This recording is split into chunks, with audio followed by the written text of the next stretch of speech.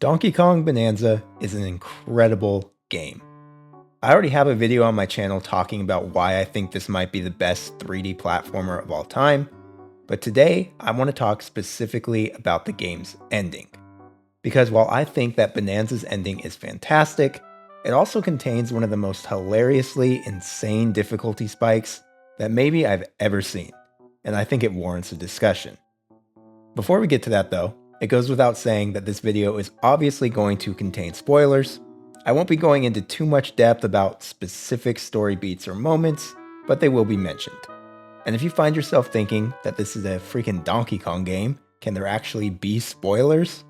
I urge you to reconsider and finish the game for yourself before continuing, because there are certainly moments in the game's climax that you will want to see firsthand. Trust me. Okay, spoiler warning over. Let's get into it. As I was playing through Bananza, I constantly found myself thinking that it was a near perfect game. From DK's movement to the world designs to the story, I found almost everything about the experience to be utter perfection. As far as I was concerned, the game really only had one issue. Its boss fights were laughably easy. For most of the game, you play against bosses that absolutely melt when you punch them. A lot of them look really cool and have some pretty fun mechanics, but almost all of them die after just a couple of hits. I'm not exaggerating when I say that I think some of the early game boss battles last less than 20 or 30 seconds.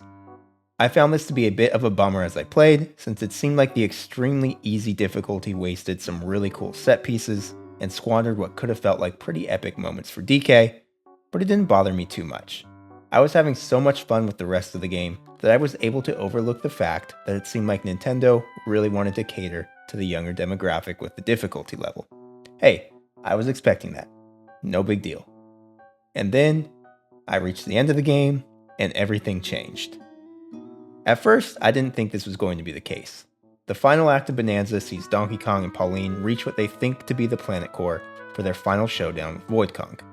To the game's credit, that boss battle is a bit tougher than all the ones preceding it, as Void does do some crazy things to the environment that can kill you pretty quickly if you're not careful. But for me, I still wiped him out fairly easily on my first or second try. At that point, I wasn't even disappointed. I was so used to the game having easy boss fights that this felt like an acceptable conclusion. After the Void Kong fight, you get a heartwarming scene with Pauline and DK, and just as I thought the game was wrapping up, the big twist happens. Turns out, this is actually not the planet core at all. It's something of a holding cell for none other than King K. Rool. The big bad of Donkey Kong breaks out, sends Void Kong flying with a single punch, and then heads off in pursuit of the planet core himself. Pretty cool twist. From there, the player is forced to run through one more short level before catching up to King K. Rool and engaging in the game's real final showdown. And this is where it gets interesting. That first fight against K. Rool is pretty damn tough. He shoots giant cannonballs at you, fills the arena with his black banana mush gunk, and is far more aggressive than all the game's previous bosses.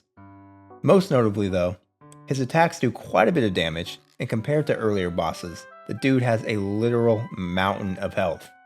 His health bar goes down so slowly that I'm pretty sure he has 10 times the amount of HP of all the game's previous bosses put together. I really don't think I'm exaggerating with that statement either. This is one of the first times in the game that I actually felt challenged. He killed me a couple of times, and that was with me going into the battle each time with a full arsenal of healing items. But I buckled down, and after a couple of attempts, emerged victorious. Now that was a satisfying final fight, I remember thinking. So I was legitimately surprised when I realized that the game still wasn't over. After defeating King K. Rool, DK and Pauline return to the surface and emerge, of course, in New Donk City. But K. Rool isn't done yet. He follows them to the top and immediately takes over the city and begins drowning it in his black banana mush goo. One more platforming sequence awaits, and then it's time to face King K. Rool again in the game's real final showdown. And this battle was downright hard. It's more or less a rehash of the first fight, as K. Rool uses very similar attacks, but this time everything is cranked up a notch. The cannonballs that he shoots at you are bigger and more unpredictable, and when he floods the arena with his banana mush, it basically covers the entire area, forcing you to hop from island to island so your health doesn't melt away the second that you touch it. Even more so than the first fight, his attacks deal a ton of damage to poor DK. If you mess up and find yourself touching that black banana mush he creates, you're dead in just a couple of seconds. Likewise, the second phase seems to have even more health than his first iteration.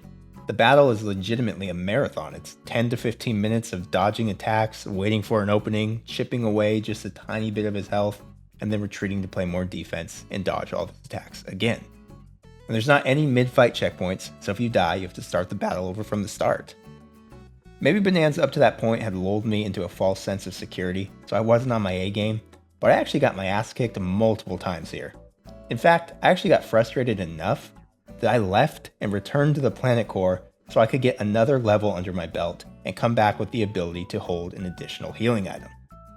In other words, this boss forced me to retreat and level grind before returning to try again. I can say with utmost certainty that I was not expecting that to happen at any point in my Donkey Kong Bananza playthrough. Eventually I returned, stocked with my 3 items of apple juice and an increased focus on being more patient, and I beat him pretty easily that time around. But the point remains that this is a legitimately challenging final boss fight. I'm not trying to blow this out of proportion and act like this is the fight against Promise Consort Radon at the end of Shadow of the Erdtree, but when you compare the fight against King K. Rool to all the other boss fights in the game, it might as well be. This is truly one of the most insane difficulty spikes I can remember, and I'm a bit conflicted on if this is a good thing or not.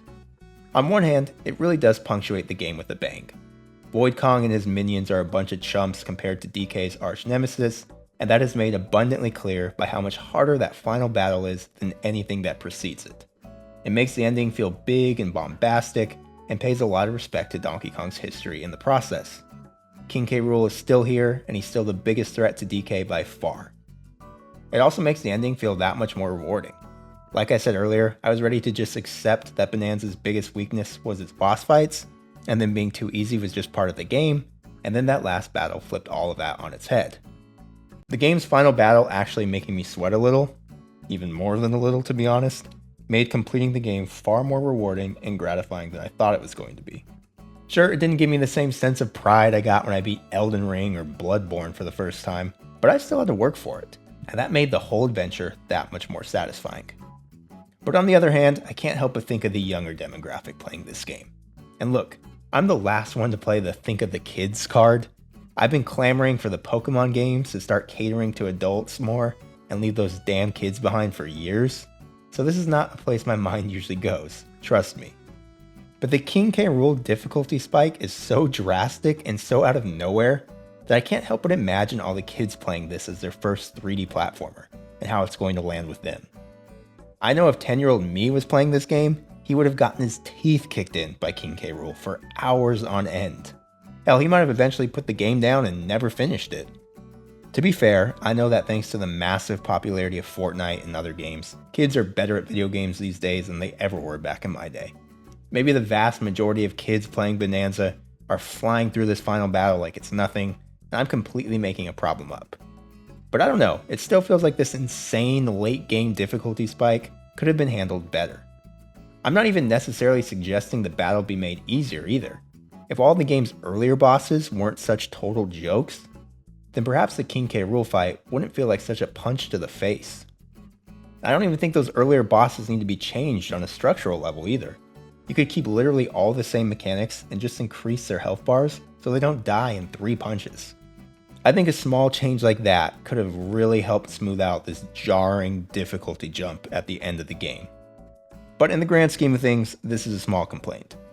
For my money, Donkey Kong Bananza is still probably the greatest 3D platformer ever made.